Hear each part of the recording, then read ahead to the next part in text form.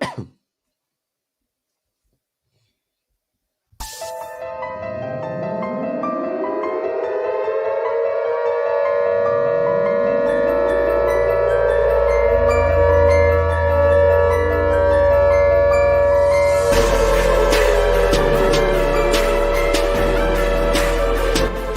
are listening to the Air Raid Hour with host Judge Mathis, dog, Tilt Money, dog, presented by the fine folks over at the Cover One Sports Network, dogs. Bills Mafia, let's go!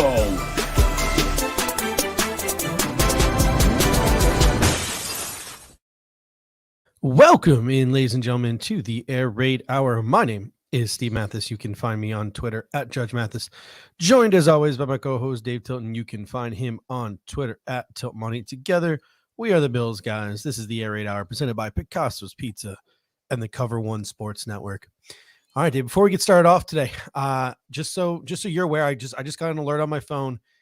Eli Apple got to Cancun just fine. So shout out to Eli Apple. No flight delays for Mr. Apple. No flight delays. He got right on that red eye to Cancun, and he's enjoying his offseason already. So we don't have to worry about Eli Apple for the foreseeable future. And that was fun. I mean, it wasn't fun because I wanted both teams to lose. Fly, Eagles, fly. That's the saying for the next 2 weeks. But man, I love Bengals fans being in their feelings over the referees, them having something to really stick in their claw, just sticking their claw over. I enjoyed the comedy that was that AFC Championship game. Yeah, part of me enjoyed the comedy, but part of me was just frustrated watching that game and seeing Joe Burrow get sacked those times and seeing him struggle throw a couple interceptions. I got to tell you, it was a mixture of frustration and there was some enjoyment. Obviously, the game was better from a game perspective than the NFC Championship game, which was a completely terrible game. But I think overall, the Super Bowl matchup, Chiefs versus Eagles, it is intriguing to me. Obviously, Andy Reid coaching against his former organization is going to be one of the headlines. But it is presenting a good matchup for the game. Yeah. And to be honest, I didn't really care who won between the Chiefs and Bengals. I didn't care. Yeah. S1 Nico comes in and says, what do you guys take on the window being closed and the narrative of that for this football team? As long as Josh Allen is the quarterback of this football team, the window's not closed. I mean, look at Kansas City. They're retooling this year and, they're heading back to a Super Bowl. We're about to get into it in a minute. How many rookies contributed to that Kansas City victory last night and how that stuck out to me. So as long as you have Josh Allen, your window is not closed. As long as you have Josh Allen and Josh Allen is healthy. So I wouldn't worry too much about that. The Bills are going to clear some space this year. And then the salary cap is just going to blow up over the next couple of years. And about $100 million is going to be added to the salary cap. So I wouldn't worry too much about that. And the Bills are about to come due for the Cincinnati Bengals as well. So they're not going to be the juggernaut they are once Joe Burrow and Jamar Chase come off these contracts.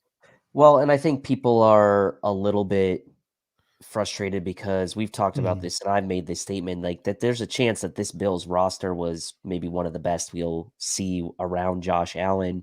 And so you kind of talk yourself into thinking are we going to have a better team? Are we ever going to have a better team, a better chance around him than we did this year? But then you start to think about it, and with all the injuries, notably Von Miller and Micah Hyde, obviously, you start to say, well, maybe this wasn't the Bills' best chance to win given those major injuries, and maybe they will be back with just a better overall top to bottom roster around Josh Allen in the next year or so. And so that's the kind of silver lining I'm going to take out of it. And Charles makes a point here. Chris Jones is what we all wanted Oliver to be. That dude is a beast. He's also got probably 20 or 30 pounds on that Oliver. Well, you mentioned it. So Greg and Aaron did a show on Sunday, and they sort of proposed Ed Oliver for Hunter Renfrow trade, which is about where we're at at this point in the offseason and the grieving process. And the thing is you mentioned he has 20 pounds in Ed Oliver. He's a different kind of player. I think the frustrating thing for me is that we used a top 10 pick on a guy who it really seems like he needs everything else around him going right. And he needs to be 100% healthy for him to be an effective player on this football team. And for him to be a top 10 pick and then 4 picks later, Christian Wilkins to go and be the effective sort of more heavier set dude 4 picks later, despite the fact that he's a crotch grabber. Yeah, it's a little bit frustrating. So I definitely see where Charles G is coming from there. What are your thoughts? Well, I think it's a broader discussion to me about the draft, right? And in my mind, the last couple drafts really haven't been that good. And I'll say it, like, I just don't feel like the last 2 drafts have been that great for Brandon Beane. There's been a couple bright spots, but overall, when you've invested this much capital into the defensive line between Oliver, Epinesa, Basham, Rousseau, on top of spending bukus of dollars on Von Miller, and I know he got injured, so you can't blame Von Miller for that because he clearly was a difference maker when he's there. We had very, very high expectations for this defensive line this year, and early in training camp, we were hearing all these reports about how that D-line was dominating the offense, and like maybe that was more of an indictment on the offensive line as well. But like, there's been a lot sunk into this defensive line, and it has been largely disappointing. Yeah, I mean, and they were good to start the year, and we're going to get to that in a second because Y comes in and says better coordinators is our best chance to reach the next level, in his opinion.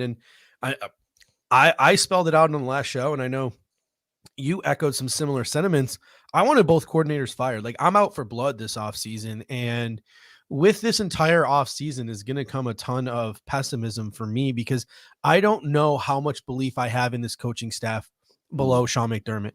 And I know that there are other people who don't even have, a lot of people in this fan base right now, a very loud minority that don't have faith in Sean McDermott. I still have faith in Sean McDermott, but I don't really have faith in either one of our coordinators. And it looks like both of our play callers are going to be back next season based on what Brandon Beane and Sean McDermott was saying. The fact that usually if one of those people is going to be let go, they're usually typically let go right away. So it looks like both play callers are going to be back. And I'm not really too upset about Ken Dorsey because I think he's a young coach and I think he can grow from this and I think he can learn. And I think there are tools that he can sort of add to his tool belt and he can improve going forward. But, and I made this really clear on social media last night. I made this really clear on Twitter. Like, I'm out for blood. I don't understand why Leslie Frazier is still employed by the Buffalo Bills. I watched Lou Anarumo last week against the Buffalo Bills just put a whooping on Ken Dorsey.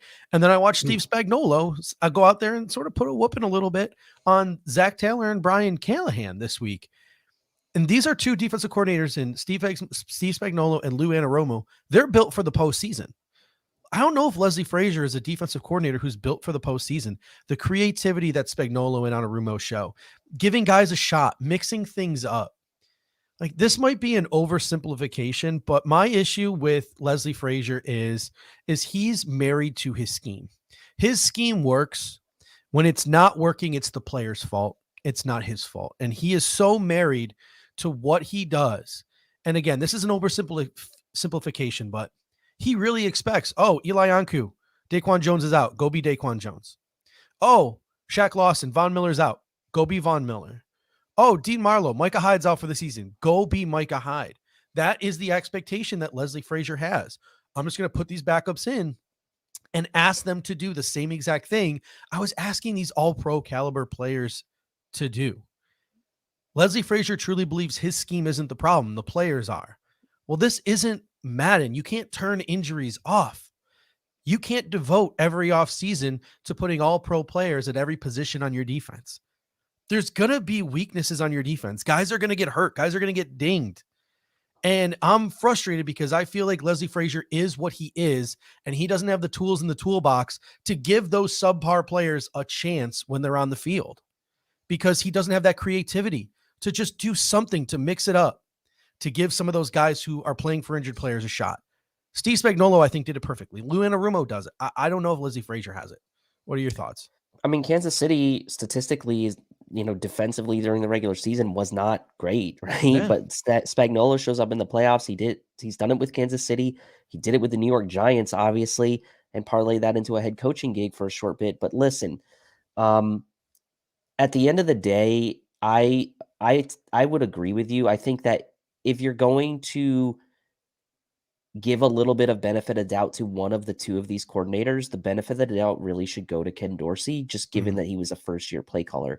And now he has a year of film of his own play calling to go back and reflect, right? He's still young. He's going to learn.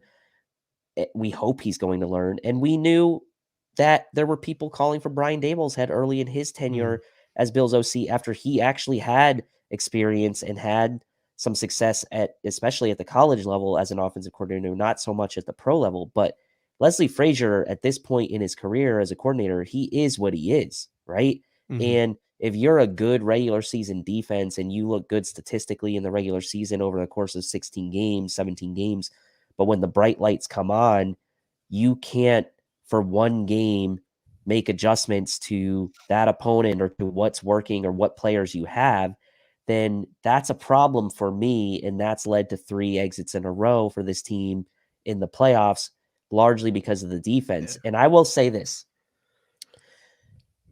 I'm putting a lot on Leslie Frazier here, but ultimately Sean McDermott has to also be willing to let a coordinator have autonomy or have some guts to kind of make some changes himself, right? And so I want to see Sean McDermott be more like that CEO type of head coach, where he kind of gives autonomy to his coordinators like a Mike Tomlin does, right? And I'm wondering, because we don't really know like how much he's not willing to like give up on his scheme through his coordinator, right? Coming from that defensive background.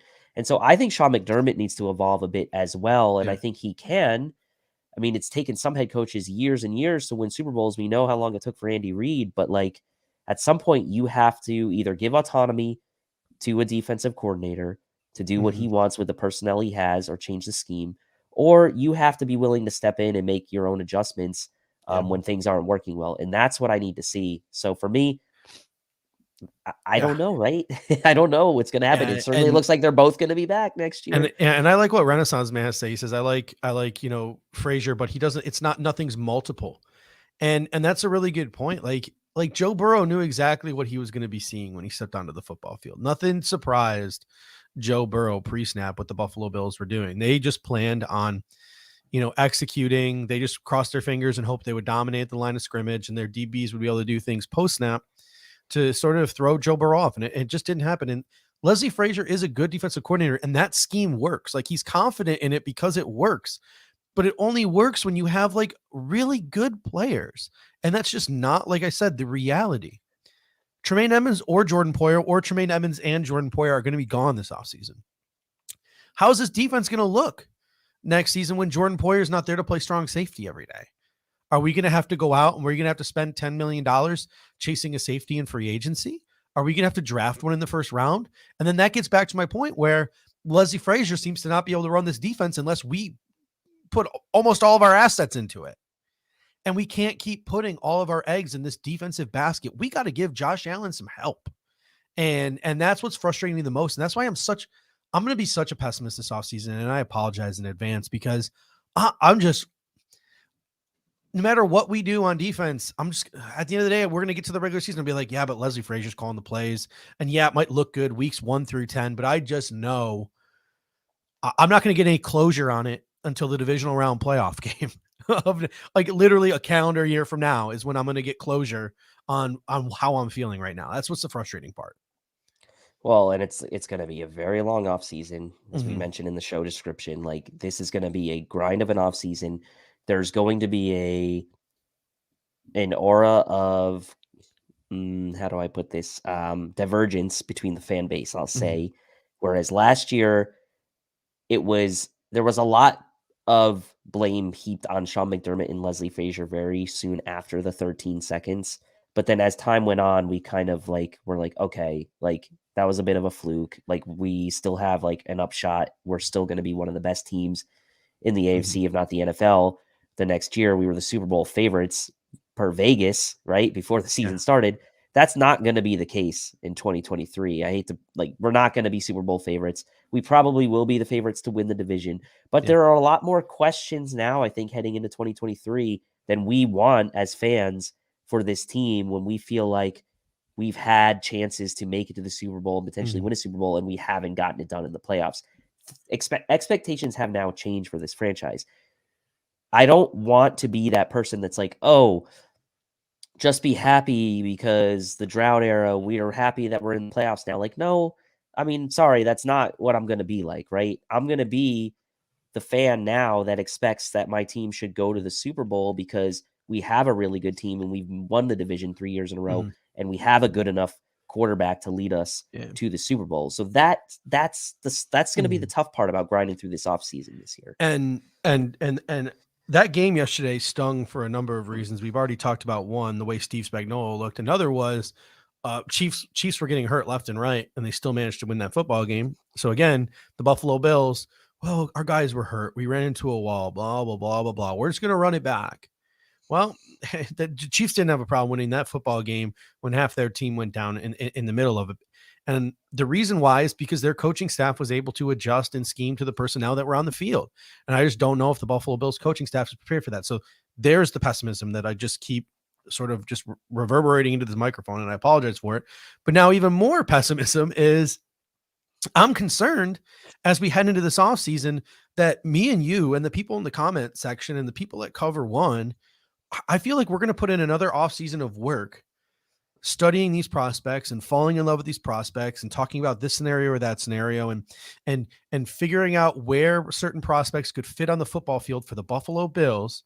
And I feel like April 30 or April 27th is going to roll around and Brandon Beane's going to flush it all down the toilet, drafting guys at positions we don't feel like guys are going to see the football field. And it was frustrating watching the Chiefs game last night when their first round pick, OJ McDuffie, had 6 tackles and 2 pass deflections. Their other first round pick, George Karlaftis, had a sack. Both of those guys taken in the same range as Kyer Elam, by the way. Their second round pick, Sky Moore, 3 catches, key punt return. Brian Cook, their safety they took in the second round, 4 tackles, a pass breakup. Josh Williams, their 4th round pick, interception. Jalen Watson, their 7th round pick, interception. And Isaiah Pacheco, 85 total yards. Like, there's no excuse this year, especially with the Buffalo. I don't want to say the Buffalo Bills are hotter against the cap because I feel like the Buffalo Bills can easily create $20 to $30 million in cap space by kicking the can down the road, and it won't affect them too much because the salary cap is going to go up. Greg Tomset is going to have you covered there with all of that sort of salary cap lingo. The Bills are going to be able to free up enough money to add some guys this offseason. But at the end of the day, the Buffalo Bills need more immediate impact from their 1st, 2nd, and 3rd round draft picks this year. And if we don't draft guys in the 1st, 2nd, and 3rd round pick in the 3rd round who step on the field immediately, it's going to be another offseason where I'm just going to be ripping my hair out. And I feel like we're going to be wasting our wasted motion here. And I think that's where a lot of people's heads are at. And I think the folks in our comment section are super smart about this. They know this as well. When you have a quarterback that's going to be on a contract like Josh Allen is, and when you're paying top dollars to guys like Stephon Diggs and potentially paying top dollars to a guy like Tremaine Edmonds, we'll see what happens. You have some money now tied up at premier positions. You offset that by drafting immediate impact players, right? You offset having a lot of money invested in certain positions by having good drafts at positions where you can get value. And for a while we thought like, okay, that might be the number 2 corner. And the Bills went out and drafted Kyer Elam. And like, as people say, situation means everything. Kyer Elam didn't get as much playing time probably as a lot of people hoped he would this year. And so situation matters. I still think he's a talent. I still think he's probably going to be the number 2 CB to open camp next year, but people wanted to see him play more. You're not getting what you really invested in out of AJ Epinesa and Boogie Bash. Like, and you've already sunk so much into this defensive line. You're kind of pigeonholing yourself now from a draft perspective that you can't go to the well again on the defensive line, can you? So like you're getting into a situation now where you really need to find somebody impactful in the draft, and you need it to offset against some of these guys that are hitting big money on their contracts coming up in 2023. All right, we're going to get into it tonight. So the title of tonight's episode is Roster Deconstruction. And in a moment, we're going to get into it. And we're essentially going to go position by position for the Buffalo Bills tonight. We're going to talk about what players are under contract for next year, what players are free agents, restricted free agents, players that could possibly be cap casualties. Essentially, we're going to, break the Buffalo Bills offense and defense down to its sort of skeleton. And that way, in the coming weeks, we can sort of rebuild the roster with guys that draft prospects we think will fit, free agents we think will fit, etc. So today is sort of our goal today is to sort of set up the rest of our shows this offseason by sort of breaking the Buffalo Bills roster down to its core. And we're going to start on that in a moment. But before we do, I want to talk a little bit about philosophy. And I mentioned this a little bit on the last show, and I'm probably going to mention it on every single show, I think, between now and the draft. I want to be that guy. Like, I want to be that guy who just repeats a narrative every single week until he becomes known for being that guy. And this is the take that I want to hammer home this offseason. And when people hear this take, I want them to immediately think, oh, that was Judge's idea. Stop copying him. And so if someone else had this idea, I apologize. But let me know what you think about this philosophy. Okay. And this is a ways away because we really can't get down to the nitty gritties of this till training camp. But I feel like Tywan Jones' contract is up. I feel like the Buffalo Bills need to roster 3 running backs next year. I feel like the Buffalo Bills need to roster 2 tight ends plus Reggie Gilliam next year. And I feel like the Buffalo Bills only need to roster on the active roster 5 linebackers next year. I feel like there are some wasted roster spots on depth linebackers, special teams running backs, and tight ends who are inactive every week. You can find your 4th string running back. You could pull a Duke Johnson off the street and put him on your practice squad, and he can go in and he can plug in when there's an injury. You can find Tommy Sweeney on the street somewhere, put him on your practice squad, and if there's some injuries, they can step onto the football field. You can find linebackers off the street, put them on the practice squad, and a couple weeks later, they could fill in as your depth linebacker if somebody gets hurt. The Buffalo Bills do not need to roster seven linebackers, 4 running backs, 3 tight ends plus a fullback. They don't need to do that. Because I believe that the Buffalo Bills need to hold on their active roster next season. They need to go heavy at wide receiver. I wouldn't mind if they carried 7 wide receivers. They need to go heavy on the O-line. I wouldn't mind. Remember a couple of years ago, we were screaming that they kept Connor McDermott and went 10 offensive linemen. We were so mad. I would give my left nut for 10 offensive linemen on the active roster next year because I feel like we need the depth. We need to develop guys. I want to have 10 offensive linemen on the active roster next year. And I think we might need to go heavy at safety, because we might need to sign some guys. We might need to draft some guys. And there might need to be some competition and some development to succeed Micah Hyde and to fill in the gap left by Jordan Poyer. And Jaquan Johnson clearly is a special teams only player. So I feel like the Buffalo Bills wasted so many active roster spots in 2022. I don't want to see that happen again in 2023. And the 3 positions I'm picking out: running back, tight end, and linebacker. What are your thoughts? I mean, I can't disagree with any of that. And I think my philosophy is largely going to be the same. For me, the frustration comes in, especially at the linebacker position, I think, right? Running back, that's fine in all. For the most part, the Bills really using 3 running backs, obviously Hines being the return guy, kind of like a little bit offset that. But linebacker is really where it frustrated me. And it's because, to me, special teams linebackers, outside of maybe running back, are probably the easiest position you can find on the street. You can find a Joe Giles Harris. You can find, like, how many times did we sign Markel Lee and then cut him? Like, you can find guys like that. Is it worth, one, drafting a guy like a Balon Spector? And 2, is it worth having the 6th linebacker active on game day? To me, it's not. So I'm with you, and I think that it also does a disservice to the overall complexion of the 53 because it's not your best 53 players in a lot of cases. So why are you doing it for special teams? Okay, fine. I understand. But you can have your 6th or 7th wide receiver play special teams. You can have, Reggie Gilliam or whoever. Like, there's other ways to go about that. And safety is a good point you made, because I think that's definitely an area where maybe it would be nice to see maybe the Bills have 4 or 5, maybe 5 safeties on the active roster next year, given the situation. We saw how bad it was without Micah Hyde and Jordan Poyer this year, and that clearly affected this entire secondary. So I'm with you. Yep, Bills are electric. Look for draft picks that can play special teams, have done it in college, and offer value at their position. The end of the draft, the end of the 2022 draft was just bad, right? Well, I won't go that far. Like, everyone knows my feelings on Luke Tenuta by now, but Balon Spector, I need Balon Spector to be the backup middle linebacker to Tremaine Edmonds, because I think Tremaine Edmonds is going to come back and we're going to get that. We're going to get to that in a second. I need him to be the backup middle linebacker, and I need him to be Tyler Matakevich. Like, that's what I need from Balon Spector this year. That's fine if he can be that. Yeah, and that's what I'm talking about. Like, they got to find dudes who can do both.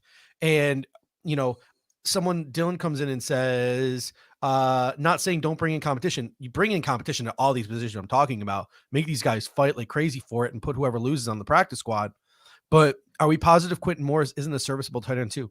I am completely content if the Buffalo Bills have James Cook, Naheem Hines, and some power back that they draft or sign in free agency. Dawson Knox, Quentin Morris, and Reggie Gilliam. I am completely content with that. If they keep a 10th offensive lineman who can run block as a tight end, like an extra a guy, like we go out and we get a right tackle. Cool. Now Spencer Brown can come in and be that third tight end. We go out and we add another safety. Cool. Now because we have an extra safety, they can gun on special teams instead of Tywan Jones.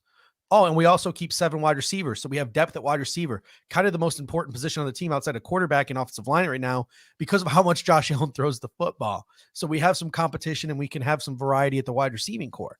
So that's what I'm talking about when I'm saying like some of these guys like Bernard and Spector and all these, like we need to have those guys be able to contribute more on teams and be able to fill in for starters because I feel like the Buffalo Bills need to go heavier at some other positions. They need to develop some more receivers, some more offensive linemen, and some more safeties. All right. Before we get into the full roster deconstruction, this show is brought to you, as always, by Picasso's Pizza. 4 great locations in Williamsville, West Seneca, Lancaster, and Blaisdell. Buffalo Pizza since 1980. You can order online at picassospizza.net. And if you're an out-of-towner like us, you can even get it mailed to your home. And I can tell you from experience, it's just as good as getting it fresh from the restaurant. Again, that is picassospizza.net. All right. So now we're going to get into sort of the roster reconstruction or deconstruction, excuse me, tonight. And we're, like I said, we're going to go position by position. We're going to start here at quarterback. The Buffalo Bills have returning next year, Josh Allen, and they also re-signed Matt Barkley to a futures deal. So the Buffalo Bills have two quarterbacks under contract heading into the 2023 season, and they have a UFA in backup quarterback Case Keenum.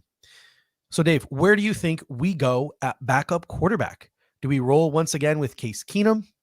There are other options in free agency like Sam Darnold, Mason Rudolph, Joe Flacco, Kyle Allen, Tyler Heineke, Drew Lock. So there's a lot of Case Keenum-esque names in free agency. And there's also maybe some middle to late rounds of the draft. There are some intriguing later round draft prospects this year. What are your thoughts on where did the Buffalo Bills go at backup quarterback?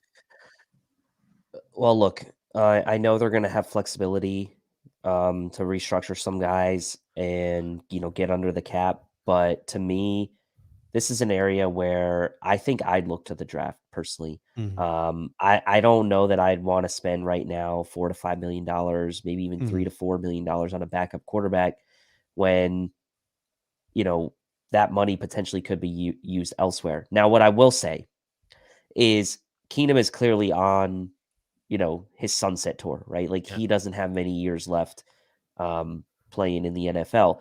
If he's willing to come back for like somewhere in the $2 million range for 1 year, I'd be open to that.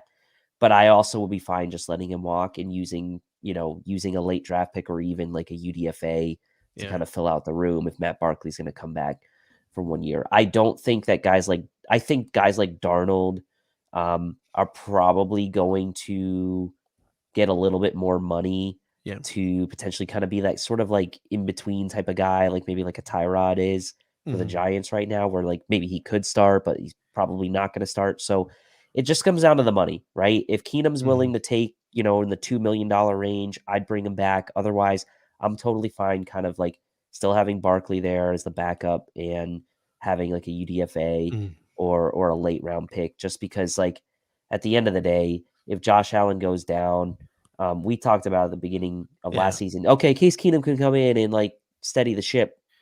Not the way Ken Dorsey calls plays. I don't know about that. I don't know about that. So, like, I think if it was me, like, I'd rather bring Keenum back over any of those other guys for cheap, or otherwise I'd look to the draft. Yeah, I mean, obviously, we'll sort of dig into the nitty gritty of it when we talk about free agency, and I listed off a whole bunch of names there. I think the most intriguing one is Sam Darnold because of his relationship sort of with Josh Allen. It'll be interesting to see what Frank Reich wants to do there in Carolina as sort of Sam Darnold. I don't want to say he was like I don't want to say he like went on a heater down the stretch, but like he was serviceable down the stretch for Carolina, didn't like puke all over himself. So, hey, maybe Sam Darnold hits the reset here in Buffalo, kind of like Mitch Trubisky did, and then looks for a deal the year after. But I'm really intrigued by some of the guys in the draft. I really like Aiden O'Connell from Purdue. I think he's going to get overdrafted, but he's just a guy who just stands back in shotgun and can sling it. And I'm really confident in his ability. He reminds me like Jared Goff, like JV Jared Goff. Like I think he's a really nice, accurate passer with a decent arm. So I like Aiden O'Connell from Purdue. I'm hearing rumors that he's going to go like late day 2, and I think that's outrageous. But the guy, and you're going to hear me repeat this name on almost every single podcast because one of my favorite draft prospects this year. You know how much I love my late round gems. I love Dorian Thompson-Robinson out of UCLA, dual threat quarterback. He had 5 years of experience at UCLA, so he's a ton of playing time, a ton of experience under Chip Kelly. And Chip Kelly runs some semi-pro style stuff there at UCLA. So I'm big on the Dorian Thompson-Robinson. I don't want to say Brock Purdy, but like Brock Purdy was drafted in the 7th round. Tyler Huntley was drafted in the 6th round. Like you can get serviceable backup quarterbacks later on in the draft. Skylar Thompson wasn't even that awful. Margin of error with, Case Keenum, who you're paying $4 million, right? So there are some guys late on the draft who I think could be backup quarterbacks and not puke all over themselves. So either way, I think the Buffalo Bills need to add a young arm to at least compete with Matt Barkley for the practice squad spot. Yep. All right. Running back. James Cook is back under contract. Nyheim Hines is back under contract. My prediction for a guy like Nyheim Hines is he's going to get his contract reworked because it's $4-5 million or so against the cap. 4.8. Yep. Yeah. That contract's with how deep this free agent class is, that contract's going to get reworked, and I think he'll come back. It seemed like he enjoyed it here.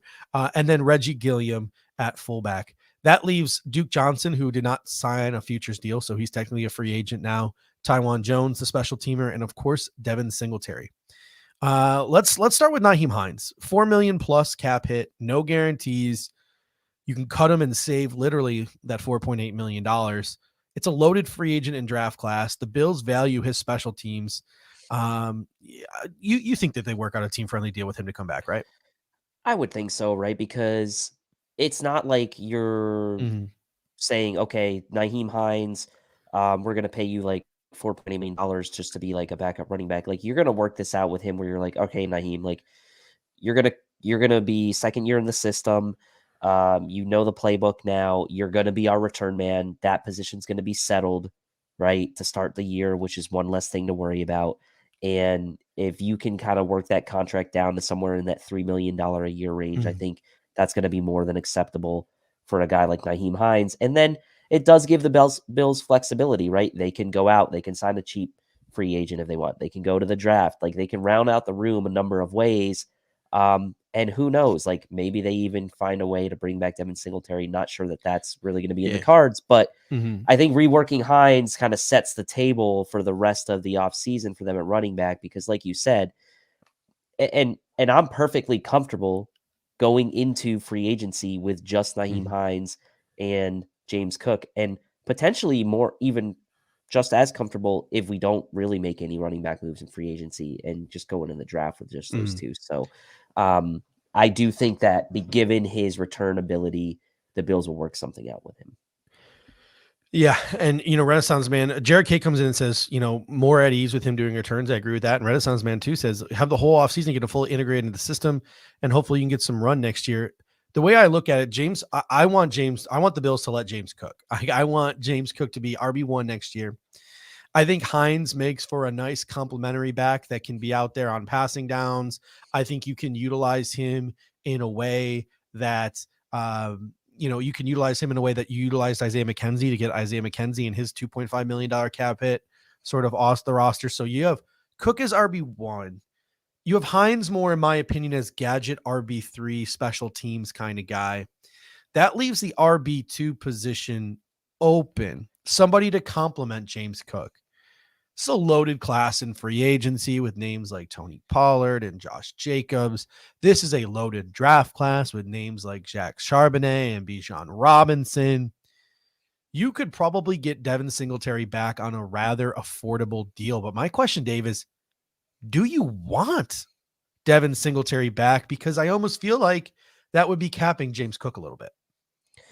I think you need someone with a little bit more different, like a little bit more of a complementary skill set, right?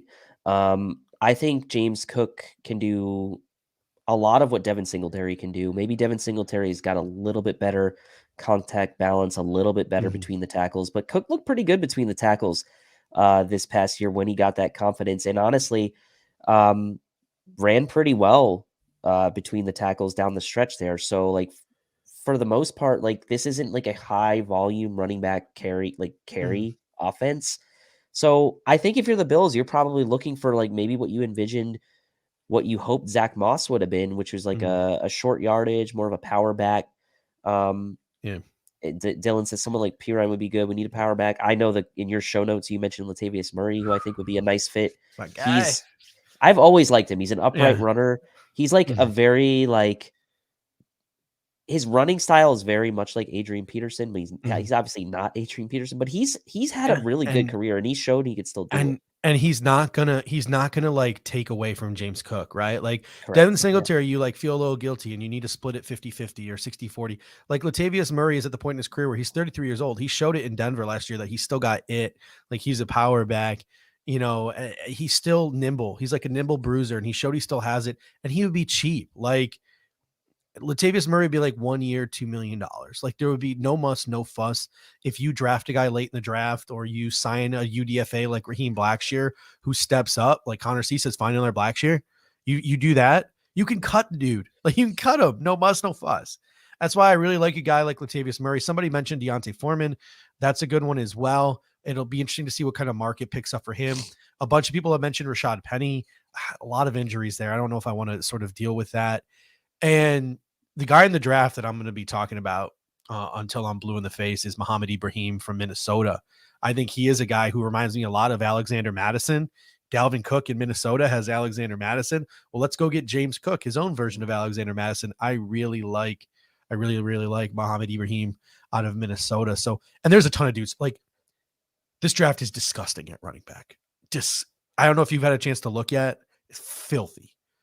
People are getting so mad at me on Twitter the other day because I just decided like I'm gonna go just scout all the running backs today. I'm gonna go through, checking out all the running backs, who declared, who didn't declare, who's at the Senior Bowl, who's at the Shrine Bowl. Like I know most of these guys, but I didn't like sort of like formulate them or put them on a list and rank them. And I did that the other day, and people were getting so mad at me just for tweeting about running backs. They were losing their minds.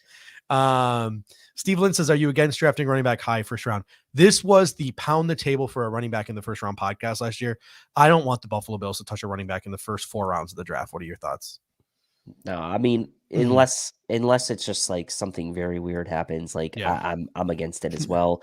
Like I mean, Bijan's sitting there in the second round, like something like that. The fact is they did draft Cook in the second round last year, and to me, that's pretty much the ceiling for where I would want to see a running back get drafted. Ultimately, the Bills need a lot of help elsewhere, so for me, it wouldn't be a running back. Charles G says, where can you get a Pacheco type? This draft class is loaded at running back, and I think a lot of really quality running backs are going to drop into the 5th, 6th round of this draft. One of the ones I just mentioned was Muhammad Ibrahim, who's really having a very good Shrine Bowl. And there's a ton of other ones. Nikki G points out the fact that like this is a loaded free agent class too. Like Alexander Madison is a free agent.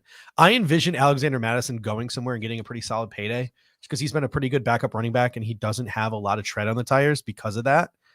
But who knows? With this loaded free agency class, maybe you can get Alexander Madison on a contract that you thought you would give out Devin Singletary, like $3-4 million. Like if you can do that, if you can pull the trigger, go for it. But I don't know. I think Alexander Madison would get paid. What you like Alex? I know you like Alexander Madison too. You think he's probably going to get paid, right? I mean, I don't think he's going to get paid more than like $4 or $5 million a year. Yeah, that might still be too rich for my blood, though. Like, I think I want a guy, and like, I wouldn't like pay him that. Though. Yeah, I wouldn't pay him that. So it'll be interesting to see, like, because like I said, at the end of the day, I want to let James cook, and I want him to be a guy who's able to touch the ball 20 times a football game, whether it's through the running game or the passing game.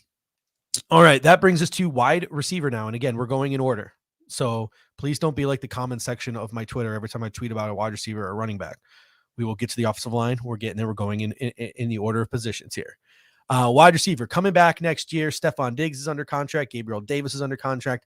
Khalil Shakir is under contract. And the Buffalo Bills signed Keyshawn Johnson and Desmond Patman, both who were on the Buffalo Bills practice squad, to futures deals. We're going to talk about Desmond Patman in a moment because I finally had a chance to sort of re-dig into my draft notes on him and, keep some tabs utilizing Twitter search on how he did in the Colts. And I think might have something with Desmond Patman.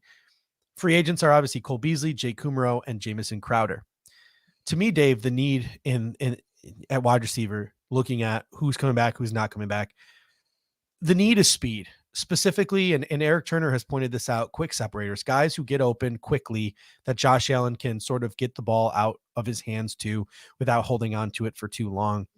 I would like to find two of them, one via free agency and one via the draft, to accent Gabriel Davis and Khalil Shakir after Stephon Diggs. I'm not looking to replace Gabriel Davis. I'm not looking to replace Khalil Shakir. I'm looking for two speedy, quick separators to accent them, and we can have a whole plethora and variety of guys to mix in and out after Stephon Diggs. What do you think is the biggest need for the Buffalo Bills wide receiver room?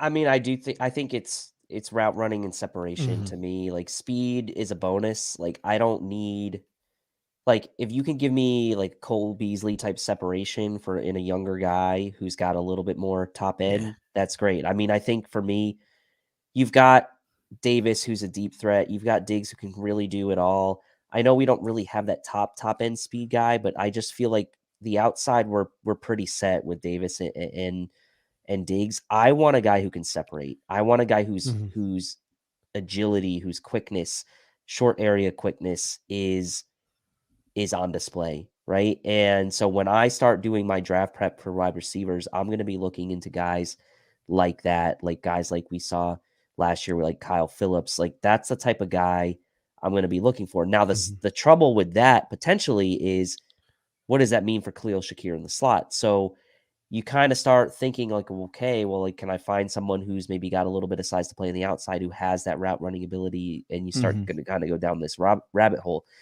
But I kind of agree with Renaissance Man there. I was like, I want guys in defined roles from the start of camp. I want to know where guys are going to be.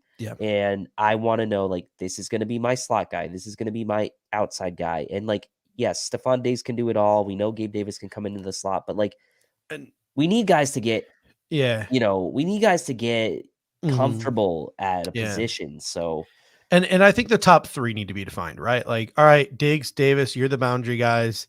And whoever we go out and get in free agency, or maybe it's Khalil Shakir, you're the slot guy. And that way, like, if we need to, Davis and Diggs can work into the slot. If we need to, Davis can work into the slot. But guys like Khalil Shakir, if they don't land in those top three, okay, boundary and slot, we're going to make sure you're flexible at both. Guy we draft, make sure you're flexible at both. So I think the top three need to be defined, but then I think 4 and 5 need to have a little bit of flexibility to them. And obviously guys are going to need to be able to move around because you want those mismatches. I miss Gabriel Davis in the slot. And I think Stephon Diggs was effective in the slot last year, but we just can't sort of like the Davis thing just went away and we can't rely on Diggs in the slot every single game. But Randy Hardman comes in and says it's just not going to happen. They look for position flex. All the top guys will be inside, outside flex capable. Yeah, I don't disagree with you. And looking at the free agent class, like, Jacoby Myers sticks out the most as like the slot guy who would be available. This is a guy who's a quick separator, guy who gets open, a guy who has reliable hands. It's a weak free agent class. A guy like Jacoby Myers could be getting $10, $11 million AAV. Greg Thompson, Aaron Quinn. Yeah. Greg Thompson and Aaron Quinn mentioned a guy that, I joked about midway through the season. Go out and trade for a guy like Hunter Renfrow. So there are defined slot roles. It'll be interesting to see if the Buffalo Bills go out and look for a defined slot, something they haven't had since prime Cole Beasley. Man, and ever since Greg tweeted that, I put it in the Cover One group chat. I've just been thinking about Hunter Renfrow being the new Cole Beasley on this team and how balanced that wide receiver room would look. Anyway, it's probably not going to happen. Some of the free agents that I like Paris Campbell from the Indianapolis Colts. I think that's a sleeper in this free agent class. Unfortunately, I think everyone is starting to agree with me. I'm starting to see a lot of national guys talk about Paris Campbell as a sleeper. He had one of the best separation. He has some of the best separation numbers from NFL Next Gen Stats this year. He's been injured for 3 years, and then he did pretty well this year in Indianapolis. He's like a 4.23 40 guy. He's like a fast guy, former second round pick. Paris Campbell, I think, is a sleeper in this free agent class, and he's an RFA. So it'll be interesting to see if he gets tagged, because some teams tag guys and some teams don't out of principle. Like the Bills never tag guys, whereas like other teams do. It'll be interesting to see if Greg Dortch in Arizona gets tagged. I really like Greg Dortch. He's on the smaller side, but I think that he is another guy who NFL Next Gen Stats talks about how good of a separator he is in his minimal sort of role that he played there in Arizona. I really like Greg Dortch as a possible swap option or slot option as well. But at the end of the day, all eyes on the draft, because I mean, you got in the first round, Quentin Johnson, Jordan Addison, and Jackson Smith and Jigba are probably going to be gone. Maybe in Jigba slips, and he's sort of got some Amon-Ra St. Brown to his game. You got Josh Downs, you got Zay Flowers, you got Nathaniel Dell, you got Rashee Rice, you got Xavier Hutchinson, you got Parker Washington. You got Jalen Hyatt. Like there are some names like in this draft. Like it's the first 2 days of the draft are going to be wild, and I wouldn't be surprised if like when the music stops playing, all the wide receivers are drafted in the first 3 rounds, because I think they're going to be the bells of the ball this year in draft season. Yeah, Flowers is the guy that is my preliminary draft crush, but I don't have a feeling he's not going to be there when we pick, so we'll see. I like Rashee Rice as well, and I know Joe Marino's a big fan. He just put out a thread of some of the guys he's looking forward to seeing at the Senior Bowl, and Rashee was on there. So it's going to be a fun week in Mobile. A lot of our Cover One guys, Greg and Eric and David Fox, they're all going to be there. So it's going to be a fun week in Mobile, and Cover One's going to have you covered with a whole bunch of coverage. And I do want to respond. I do want to respond to this comment. Do you think they should go wide receiver 1? I heard it's really deep. I mean, the year Justin Jefferson got drafted, when we traded for Stephon Diggs, wide receiver was deep that year too. And like I think that's becoming less of a factor for me, right? Especially when you're picking late in the first round. Like get your guy that you want. And if it's late first round, like there's going to be a lot of guys that get picked before you pick. Like it's okay to pick a receiver in a deep class if at the end of the first round, if you get the guy that you think is going to come in and immediately help your football team. Like I'm not opposed to that. Yeah. And Pops Mafia comes in and says Ant is at the Senior Bowl too. And another guy that really intrigues me is Jalen Hyatt, because you just can't teach speed, right? Like that top tier speed and burst that he has. He kind of reminds me of like Will Fuller. He sort of has that like just that ability to get down the field, and it's just incredible. And he comes from that I'm blanking on the name of that Josh Heupel, that option route offense that Gabriel Davis came from when Josh Heupel was at UCF. So the Buffalo Bills, really honed in on a wide receiver who is good at option routes and a guy that they really liked in Gabriel Davis. So maybe they will go back to the well with a guy like Jalen Hyatt, who could be on the board for them at 27. And depending on what boards you trust and what boards you don't, there's a possibility he could be there in the second round. I doubt it when he clocks a 4.21 40 at the combine in February. Yeah. What are your thoughts on Cole Beasley and John Brown, and even guys like Jake Kumaro and Jamison Crowder? If they're willing to come back on like non-guaranteed deals, are you willing to bring them back to the roster, even just as training camp competition and bodies, or do you just want to wipe the slate clean and bring in some new guys? Given the lack of depth at receiver, really like total depth in the free agent class, from what I've looked at preliminarily, I'd be totally fine like almost bringing all those guys back as training camp bodies, because it's low risk, right?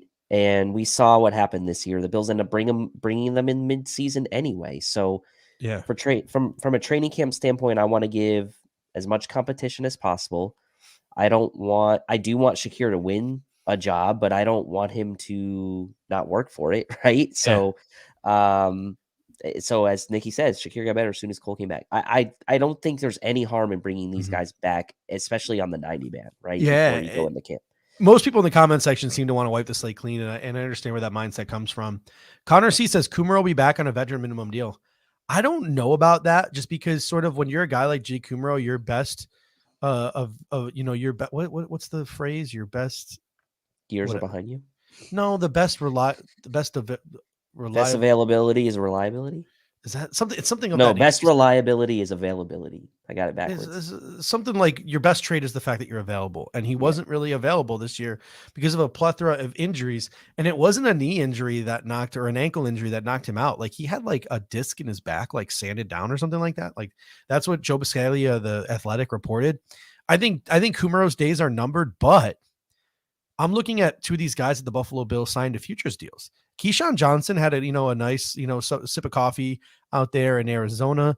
And, he's a guy who's been on an NFL roster before and he's got some decent size. He could, give some people a run for their money in training camp. And I'm really excited once mini camps and training camp rolls around to see what Desmond Patman has. 6'4", 225-pounder coming out of Washington State, sort of that air raid offense that they ran there under, Mike Leach before he went to Mississippi State, rest in peace. And he's a guy where when I Twitter searched Desmond Patman's name, there was a video where someone was highlighting his run blocking in the preseason and how good it was. And somebody was highlighting his play on special teams. So 2 of the 10 videos, and again, 2 of the 10 videos of Colts insiders and Colts analysts that were available of Desmond Patman were them applauding his special teams ability and them applauding his run blocking. At 6'4", 225, I think Desmond Patman, head of hair included, could be the new Jay Kumaro. He could compete for wide receiver 6'7".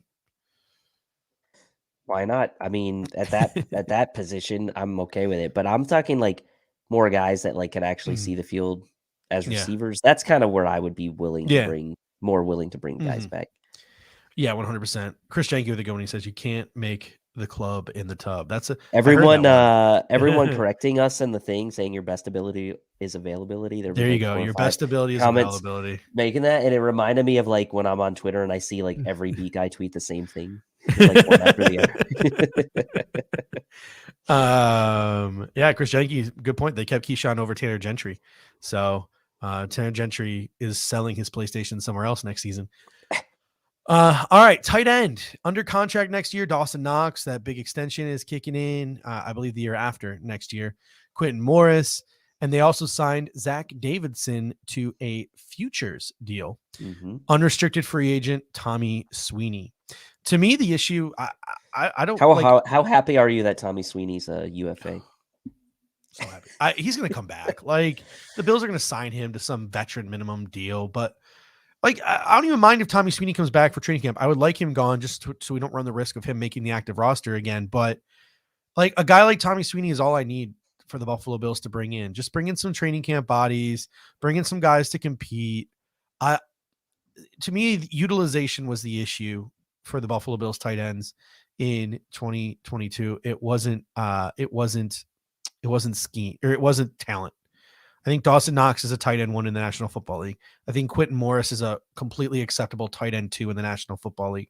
I don't think we need a tight end 3 because we have Reggie Gilliam. Like Nikki G comes in and says Quentin Morris and Reggie Gilliam made plays when they were on the field. Patrick Brown says don't forget Reggie Gilliam. We mentioned him with running backs because he's a fullback, but yeah. I'm completely content with Knox, Morris, and Reggie Gilliam next year.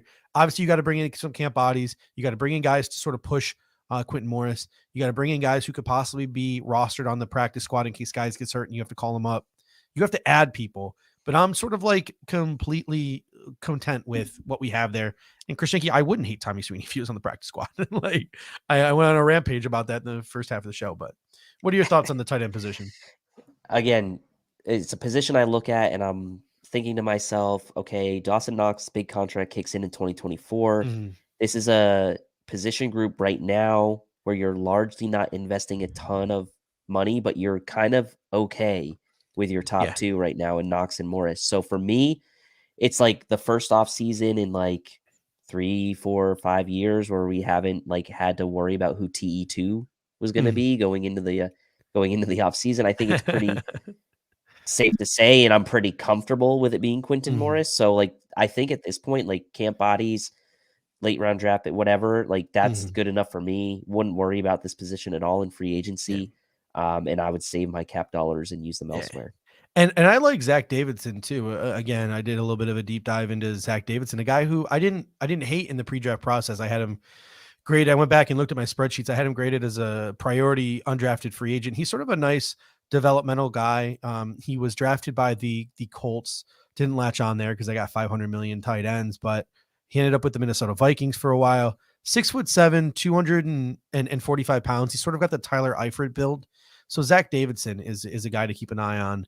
A former small school prospect out of Central Missouri. Who knows? Maybe he could develop and he could show something as a wide receiver in the preseason and in training camp that would make us want to latch on and maybe be more mindful or more open to the idea of keeping more tight ends on the roster. All right, onto the offensive line. Under contract at tackle, the Buffalo Bills have Deion Dawkins, Spencer Brown, Tommy Doyle off his ACL injury, and Ryan Vandemark. Unrestricted free agent at offensive tackle is going to be David Quessenberry. Along the interior, the Buffalo Bills have under contract Mitch Morse, Ryan Bates, Alec Anderson, and came back at the end of the year, Greg Manx signed a futures deal with the Buffalo Bills. Unrestricted free agents include Roger Saffold, Greg Van Rotten, Ike Bodker, and Bobby Hart. Let's start with the left side. To me, I'm completely content with Deion Dawkins at left tackle. I know a lot of people want to replace him or are mad at him or want to talk about kicking him into guard. I think we have bigger fish to fry. And I'm also like really interested in just bringing Ryan Bates and moving him back to left guard, where he had a lot of success last year before we brought Roger Saffold in and kicked him to right guard. So I think I'd be perfectly content with Dawkins, Bates, and Morse left to center. And that leaves the Buffalo Bills this offseason with a right guard problem and a right tackle problem. And they also have to start thinking about replacing Mitch Morse down the line because they also have a depth problem. What are your thoughts about where the Buffalo Bills need to go from here at offensive line? Any guys you'd resign? Any, how do we attack this in this offseason? I mean, I largely agree with you as far as like what you mentioned, except I think I would be a little more open to whether I could find the best left guard or right guard, whether that's free agency, draft, whatever, because I wouldn't mind Bates again at right guard if it meant the Bills got some stud that played on the left side, right? 100%. Like Dalton Reasoner. Right. So if that were the case and Bates ended up sticking at right, that's fine. Maybe another year there, he gets a little better. He wasn't awful. Saffold, to me, like he's made it clear that he'd come back, but obviously like he would have to take a super team friendly deal. And then you kind of get into a little bit of an interesting spot with him. Cause like clearly they brought him in to be the starter at left guard for the money they gave him in 2022, but like how the mighty have fallen in 2023. Like I wouldn't bring him back to be a starter. Like I would bring him back with no guarantees, as someone to be like a competition, but I'm guessing that's probably not what he's looking for. So I'd move on from Roger Saffold. He was a liability to me this year. But obviously, if you look, you just mentioned the Bills have a lot of UFAs in the interior. So they might be willing to bring back like a Van Roten or a Butker. But I think this is an area, and we'll talk about this a lot in the offseason, where they really need to make some investment and upgrade the interior. So And I posted sort of a skeleton, offensive line on Twitter. If I were Brandon Beane, I would re-sign Ike Butker. I would bring Ike Butker back, and I would make Deion my left tackle, Ryan Bates my left guard, Ike Butker my backup left guard, Mitch Morse my center.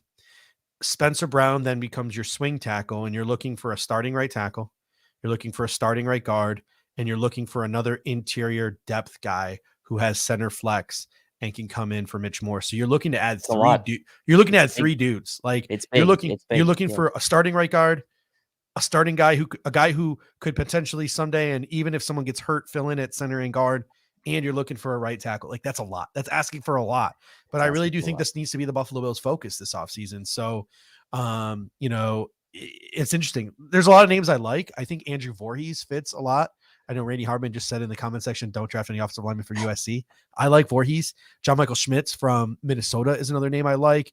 There's a ton of dudes in this draft class. We're going to talk about Cody Mauch from North Dakota a lot, like no front teeth, like that dude. Joe Marino said he could be in play at 27 if he has a big Senior Bowl. So that could be this year's Quinn Miniers, a guy like Cody Mauch from North Dakota State. So I really like Darnell, and I know Kendall does too. we're going to have to get Kendall back on the show at some point. We're going to have to get him out of the witness protection program. Darnell Wright, the tackle from Tennessee. I also think I'm Randy was referring to South Carolina. Yeah. And a lot like the big name and I'm fully in favor because I like this player that a lot of people like to talk about is Osiris Torrance. At 350, I don't know if the Buffalo Bills would like him. And that's I like Osiris Torrance. Number 1 rated guard per PFF in all of college football last year. I like him. I'm sure once you get a chance to know him, you're gonna like him. The comment section likes him. I already like Twitter. Twitter likes him. Could be in our range. Is Brandon Beane gonna like him?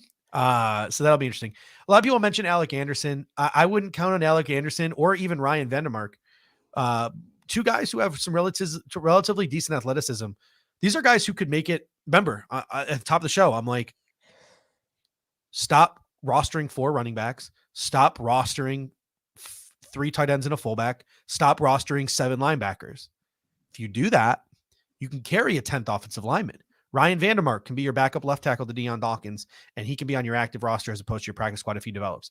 A guy like Alec Anderson, he could make your active roster and be a backup and maybe develop by the end of the season into a starter if needed, as opposed to having like Greg Van Roten and guys like Bobby Hart. So I'm all for adding as many offensive linemen as we can. Like I said, I think we need a right guard. I think Bates moves to left guard. It'll be interesting to see if that happens or not, whether Brandon Beane's process aligns with my process at all. If it doesn't, we need a left guard, not a right guard. But again, yeah, like you mentioned, if we can get a stud left guard like Dalton Reisner under contract, yeah, keep or make Ryan Bates your $4 million backup. And the fact of the matter is, just from a numbers game perspective, this is an area they have to add or re-add back, right? Like they have 9 guys under contract. Like 4 or 5 of those guys are guys you probably don't want having a chance to sniff the field. So, and Morris is you have to start thinking about that too. So for me, like if you can find someone who's maybe got that like center guard type of flex, I know Philly had, Landon Dickerson was a draft pick a couple years back, right? I'm not going to mention Creed Humphrey, obviously, but like it's like if they can find a guy like that can come in, and we talk about this a lot, who can play guard maybe for the first year or so and then slide in to be the center of the future, that isn't a bad option either. Randy Harmon says, what's the positional value for guard in round 1? Like this is a debate that we're going to have this offseason, right? Like last year it was all about running backs. It's valuable to this team. I'll tell you that right now. It's valuable. We want to win a Super Bowl, right? Like we want to win a Super Bowl. So, screw it. Like take the Creed Humphrey. If there's a Creed Humphrey type of player in this draft, take him at 27. So you can, because they're not going to get to you by the time you have your second round pick. Someone's going to snatch them up in the top half of the second round. So, people will be like, well, they're more of like an early second round pick. Who gives a like whatever, you know what I mean? I'm trying not to swear this much this offseason. 27th pick is practically a second rounder. Like pull the trigger. If you like a right guard, take the dang right guard at 27. If you like a right tackle, because other people want to talk about, well, he's right tackle only. If you like a right tackle, take the dude at 27. Like I'm over this like positional value stuff. Like the Buffalo Bills have been taking, I know your comment was dripping with sarcasm, Randy. I just wanted to have the conversation in general. So it'll be interesting. And someone mentioned Ryan Bates at center. I think Ryan Bates could be the long-term answer for this team at center too. So even if that means Ryan Bates becomes a backup for a year and he's your swing backup, he's your backup left guard, right guard, center at $4.5 million, he would be one of the best backup guards in football. You add a left guard and a right guard, and you have Mitch Moore starting at center. So a ton of different options. It's going to be really interesting to see the way Brandon Beane attacks it. And obviously, as the weeks go on, we will be sprinkling in our opinion as well. All right, shifting over now to the defense. Under contract for next season, Von Miller, who I think he'll be ready by like OTAs and training camp. Like it seems like this dude's like already ready to get back on the football field. And I'm not really worried like I was about Trey White, about Von Miller and his ACL. It doesn't seem as severe as Trey White's, and he's already come back from this injury once. So Von Miller is back. Gregory Rousseau is back. AJ Epinesa is back. Boogie Basham is back. And Kingsley Jonathan signed a futures contract. Unrestricted free agent Shaq Lawson. Mike Love was obviously allowed to walk as well.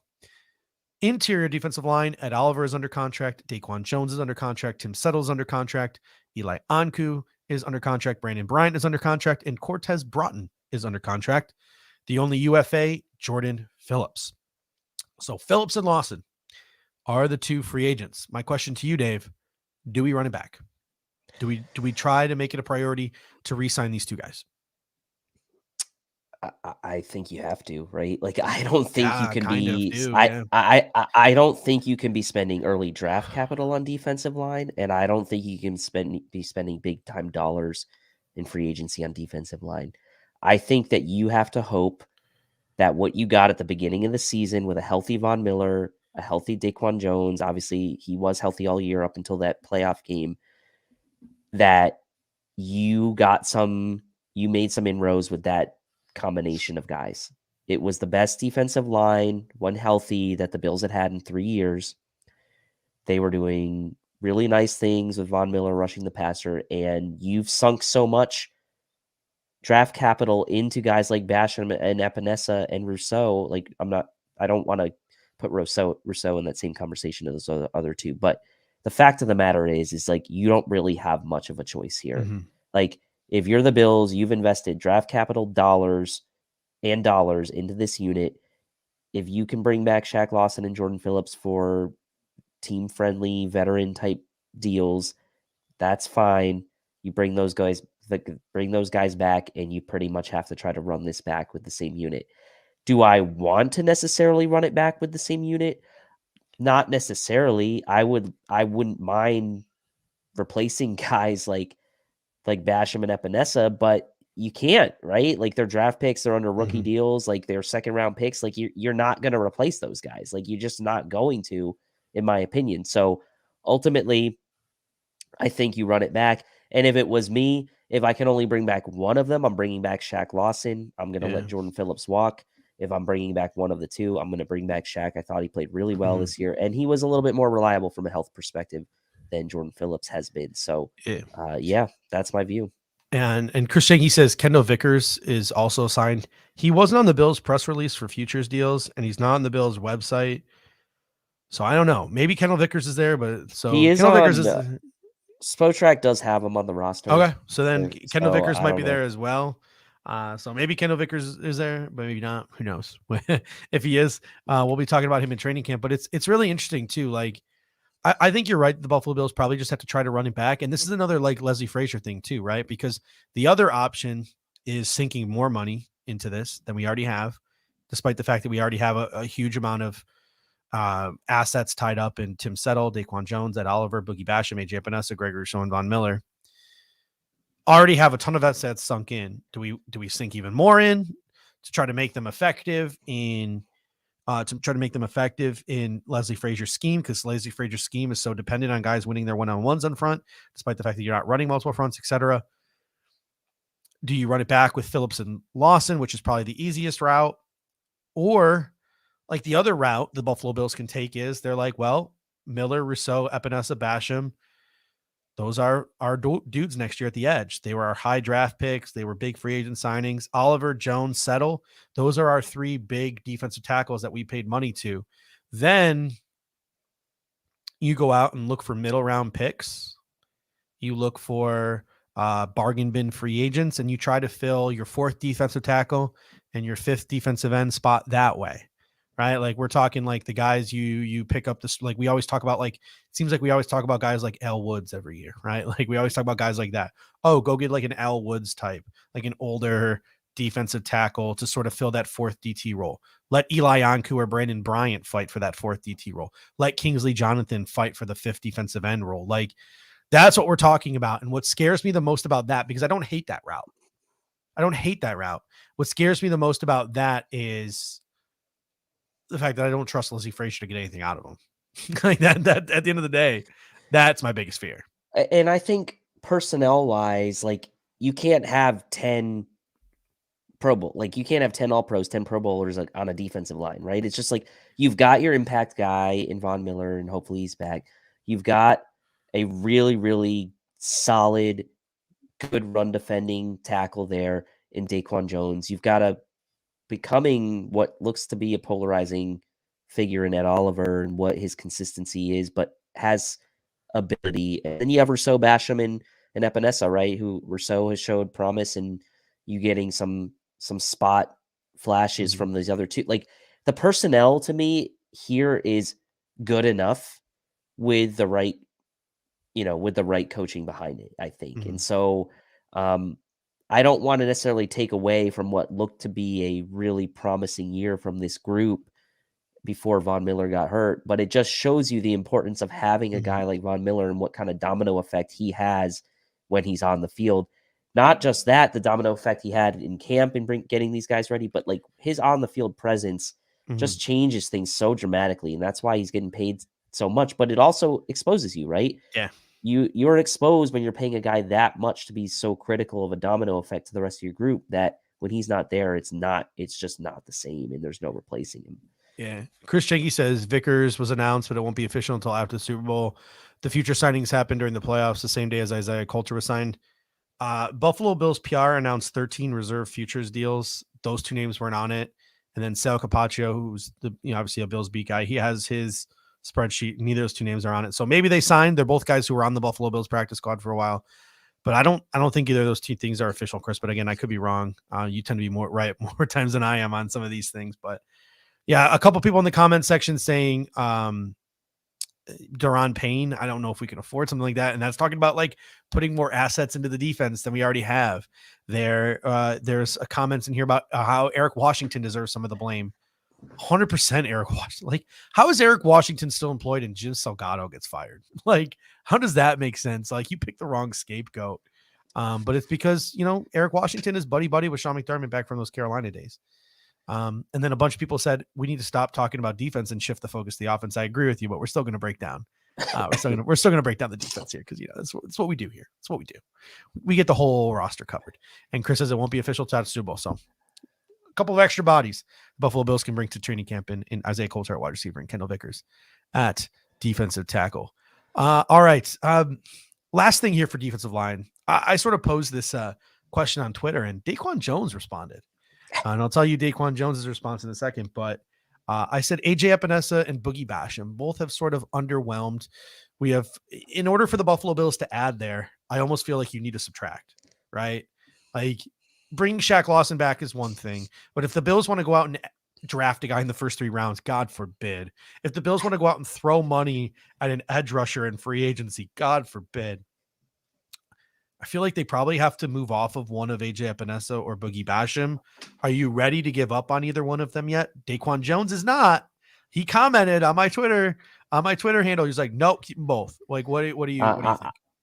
I'm not, and it's because of dollars, right? AJ Epinesa, $1.8 million in 2023. Boogie Basham, 1.5. They're on rookie contracts. Epinesa, obviously 2023 is heading into, his last year before he becomes a free agent. Basham still has 2 years left, obviously. So for me, it's like, philosophically, I'm not there yet to like cut ties with these guys and then try to go spend more money on this unit. Like I get to a point where you're like, oh, are we going to try to cut our losses? But like, cutting your losses to me in this scenario is like not giving these guys a second contract. So here's my thing. Here's what I would do if I was the GM of the football team.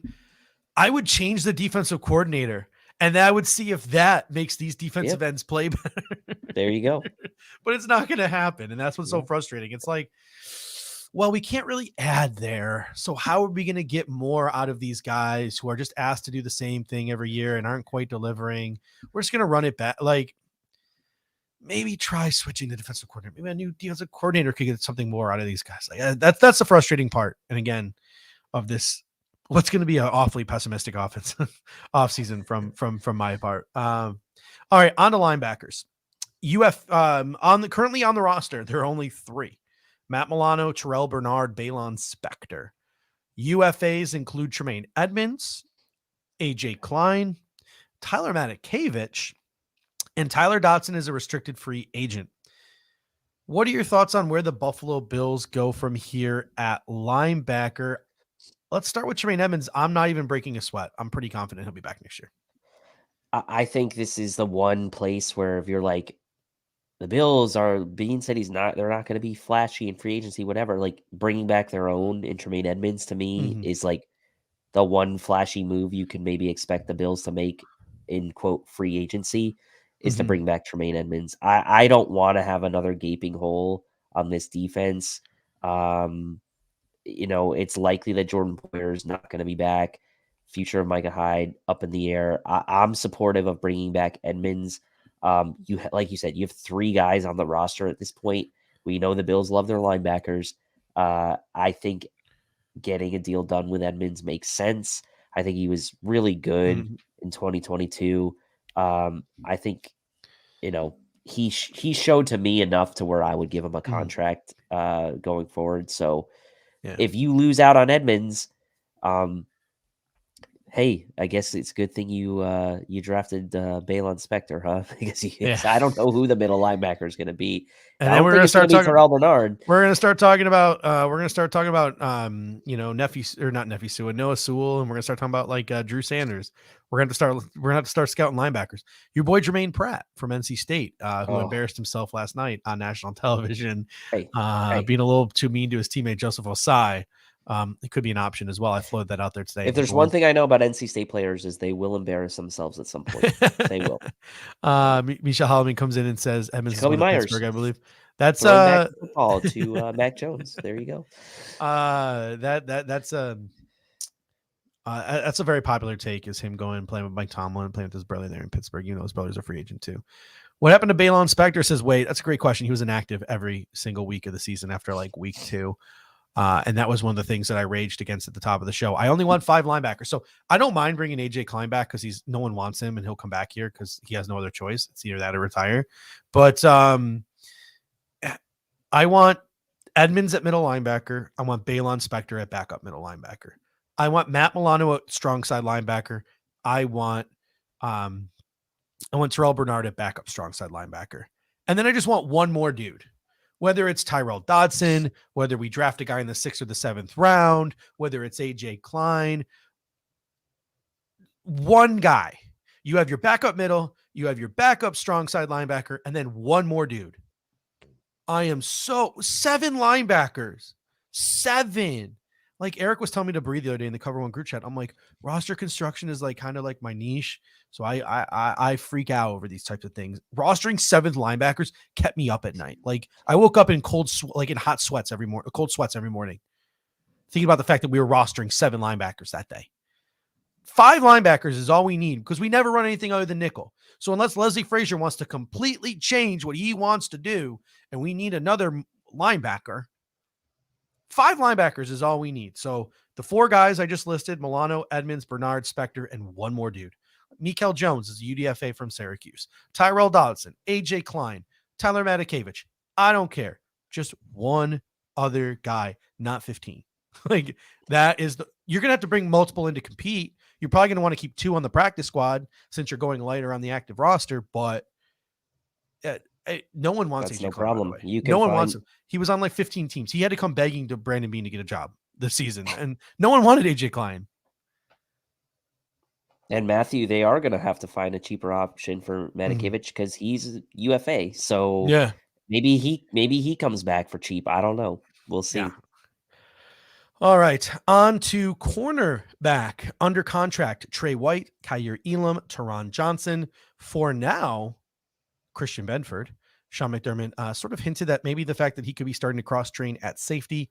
Saran Neal, Jamarcus Ingram, and Kyler McMichael. RFAs include Cam Lewis, who again sort of is that corner safety tweener now, and Dane Jackson. The Buffalo Bills have shown a propensity to let their RFAs hit the market. They did it with Levi Wallace twice. I wouldn't be surprised if they do it with Dane Jackson, and there's probably not going to be too big of a market for him. Either way, Dane Jackson's back or not, Kyer Elam needs to be CB2 next year. Like, I will rage on this podcast if we get to OTAs, if we get to like spring OTAs and they're like, Kyer Elam split time with Dane Jackson at CB2, or we get to training camp. First day of training camp, Kyer Elam was out with the second team. Like, I will lose my effing mind.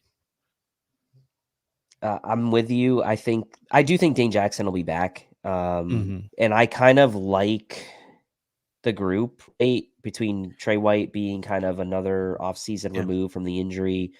Turn Johnson's still there at the nickel. Kyrie Elam coming into his second year. Dane Jackson back. You're right. I don't need to add anything there. I don't need to add anything. I don't need to add anything. I don't need to add anything either. And even if you wanted to bring Cam Lewis back, he's an RFA. Like you have Benford too. So I know there's been talk about him moving to safety, which is fine. But like for the first time in a while, like assuming Dane Jackson's back, I'm kind of like good with this group right now, especially with Trey White going to be available through training camp and being even further removed from that injury. Like I'm kind of good with this group. Yeah. And I think that's the easiest conversation we're going to have tonight. Like I've seen the Buffalo Bills scouting a bunch of like NFL PA Bowl corners and talking to a bunch of NFL PA Bowl corners, which tells me the Buffalo Bills are going to be heavy in the UDFA market, and they should be, because Jamarcus Ingram sucks. Like UB fan here. Jamarcus Ingram bad. And Kyler McMichael, I never really liked him coming out. He's more of a slot corner, nickel corner, Saran Neal type. So I don't really know or understand what they see in Kyler McMichael, but go out and find some Nick McLeod types, things like that. So that'll be interesting. Safety is where it gets interesting. Yep. Under contract for next season, the Buffalo Bills have Micah Hyde, DeMar Hamlin, and Jared Maiden. UFAs include Dean Marlowe, Jaquan Johnson, and obviously the big one, Jordan Poyer. This is a position that could see an insane amount of churning from the Buffalo Bills this offseason, especially if DeMar Hamlin isn't making it back for 2023. Right. And this was the whole conversation leading up to training camp through the season. If Jordan Poyer was going to get a contract or not, that 2023 would either be another year of potentially Micah Hyde and Jordan Poyer, or we could be looking at potentially a totally different group, right? And so big question if Micah Hyde will be coming back, right? He looked like he was going to be on pace to come back in the AFC Championship game should they have made it there. So I would imagine that he's going to be back to play out his contract in 2023. So with DeMar's situation sort of unsettled, Jordan Poyer, I'm guessing likely not to be back, especially if the Bills decide to kind of re-up Tremaine Edmonds.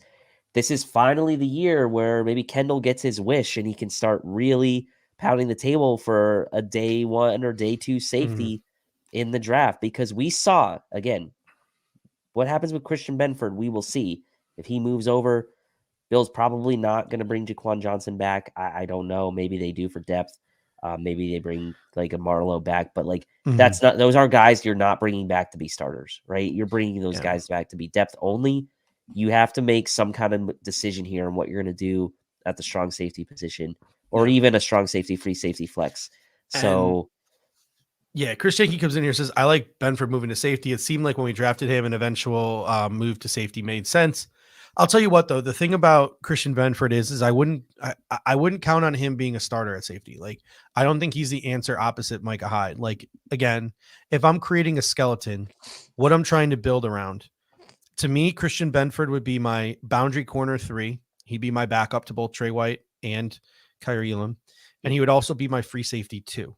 And I would have him learning behind Micah Hyde, which is another reason to have Dane Jackson back too, because Dane Jackson is going to have to take those reps on the second team at corner, so Christian Benford can play at safety. So if you're looking at a skeleton, it would be Hyde and Benford at free safety, and then literally it is completely empty at strong safety, with the exception of maybe DeMar Hamlin. So to me, the Buffalo Bills are going to need to sign a free agent of some magnitude at safety, and they are going to have to draft a safety of some magnitude in the first 4 rounds. My personal favorite for free agency is Kareem Jackson. He's getting up there in age, but he still shows a lot of flashes, and he played very well. He's a guy that we talked about at the trade deadline. He fits that split safety mold that the Buffalo Bills like. I think he would be a good one. This isn't a guy on his last legs. It's a guy who's still got some juice. Good 1-year option to also sort of be there and be a veteran presence for a draft pick. And there are a ton of safeties that I'm falling in love with who are going to be available either at pick 27 or on day 2. Antonio Johnson from Texas A&M. Brian Branch from Alabama, who's probably not going to be there at pick 27. You have Jamie Robinson from Florida State, who we talked about. We have Christopher Smith from Georgia, who I really like. Ronnie Hickman from Ohio State. Riley Moss, who I've also really liked at Iowa. He's a corner. I think he's a better transition to safety, kind of like Micah Hyde did coming out of Iowa as well. So there are options for the Buffalo Bills, both in the veteran market, as a lot of people are talking about Nasir Adderley as well as a free agent from the Chargers. And there are a lot of options in the draft. To me, this is a position where you got to sign one and you got to draft one to replace Jordan Poyer. I think so too. And especially because you don't want to necessarily speculate on what DeMar's situation is going to be at this point, right? Like I think from a football standpoint, the Bills have to kind of approach it as if he's not going to play. And if he does come back and he's clear to play and he wants to come back, that's great. And I'd be rooting for him to do that if that's what he wants to do. But from a football standpoint, the Bills probably maybe won't know that by the time free agency and the draft comes around. So they kind of have to make their decisions on that front. And I'm with you. I think Dane Jackson needs to be back for one of the main reasons is so that you can kind of tinker with Benford at safety. However, I don't think it's a Benford and Hyde combo. I think Benford would be the backup to Hyde. I don't think Benford's playing strong safety. He seems to me like more of a free safety type if he were going to play. We know he had those ball skills at Villanova. And just from a body type perspective, it looks like he'd be more suitable to play free safety. So you're right. This is a position that day one or day two, we haven't seen the Bills do this really at all under Brandon Beane because they haven't had to. Is this the year where we see a day one or day two pick at safety? Yeah, and I like some of those guys too. And it's really tough. Like there are a lot of guys, and that's why I can't wait for the Senior Bowl to get here, and I can't wait for the Combine to get here. Because after the Senior Bowl and after the Combine, I start to have a better feel for who's going to go where. And there are a lot of tackles I like. There are a lot of safeties I like. There are a lot of guards I like. There are a lot of wide receivers I like in this draft class. And they just all happen to be like second, third round talent guys. JL Skinner from Boise State's another good one. Merriweather from Iowa, who Eric was scouting today, is another good one. So there's a ton of safeties. So it's going to be tough. Like this is another year where we're going to have that conversation about trading back and maybe collecting some more day two picks. But the only problem with that is it seems like Brandon Beane wastes most of his day two picks. So, oh my God, pessimism! I'm telling you, it's going to be all off season. I like Sidney Brown. He's kind of in my first one that that's a good one too. Yeah, I haven't done too much work on him, but yeah, I've heard good things. He'll be at the Senior Bowl. He'll be one I'm keeping my eye on. He's on. I kind of dove into safeties a little bit before the show. Sidney Brown kind of caught my eye first kind of look across. He's a guy I'll be keeping my eye on at the Senior Bowl. All right.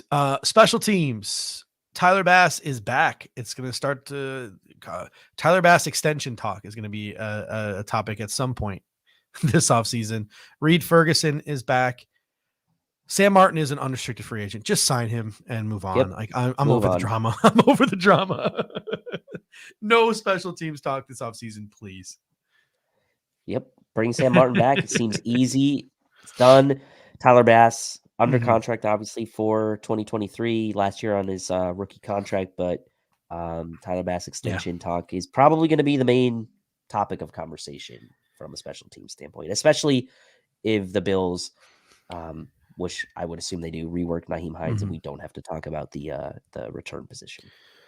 All right. At a solid 1.5 hours here. Tough to walk away from almost 200 people here, on the show here. But somehow our bread and butter is the off season. Yeah, we're like the off season show. That thought crossed my mind. It's like this is like twice as many people as we had live during the season. No one wants our opinions on the season. They want that off-season talk. So, hey, I'm glad that we found our niche. I'm glad that maybe we can just pack it in and enjoy the regular season and start our shows when the season ends. Maybe we can. But that will give us more time to study the prospects,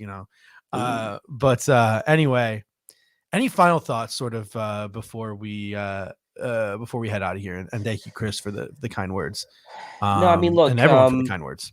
As you guys know who watch us a lot, like we're going to really start focusing on the draft. Obviously, we're going to talk about free agency. Senior Bowl's coming up. We're going to work in a lot of draft talk to our conversations coming up here. We're going to have some shows for the Senior Bowl.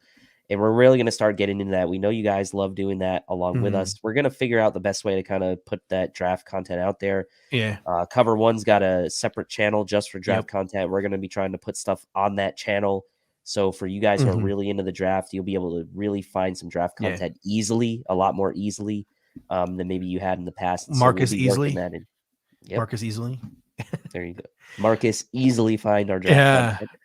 Yeah. So I just pulled up our we have a spreadsheet here where we have all the important offseason dates and things we're going to talk about. Like Cover One's going to be at the Senior Bowl this week, and I'm working on lining up possibly somebody to interview this week who's at on location at the Shrine Bowl. I got a couple of people that I know that are there. I'm going to sit down with them for try to sit down with them for 15, 20 minutes and put that on the Cover One draft channel. So if you're not already subscribed, head on over to the Cover One draft channel and subscribe to the Cover One draft channel. I'm going to try to put some Shrine Bowl content on there this week if I have some time. But next week we'll be back and we'll be breaking down the Senior Bowl. The Cover One guys are out there in Mobile. Some of the main offseason dates coming up. The Shrine Bowl is Thursday night. The Senior Bowl is Saturday, and the Senior Bowl practices are all this week. So that's going to be, awesome. The franchise and transition tag window opens on the 21st of February. The scouting combine is the 28th of February through the 6th of March. The deadline to franchise or transition tag someone is March 7th. Free agency starts on the 13th of March. The NFL draft is April 27th. So we've got you covered here. It's going to be nothing but from here on out. Like I'm looking at our spreadsheet here. Senior Bowl, free agency preview offense, free agency preview defense, scouting combine preview, scouting combine recap, NFL free agency opens. Like boom, boom, boom, boom, boom.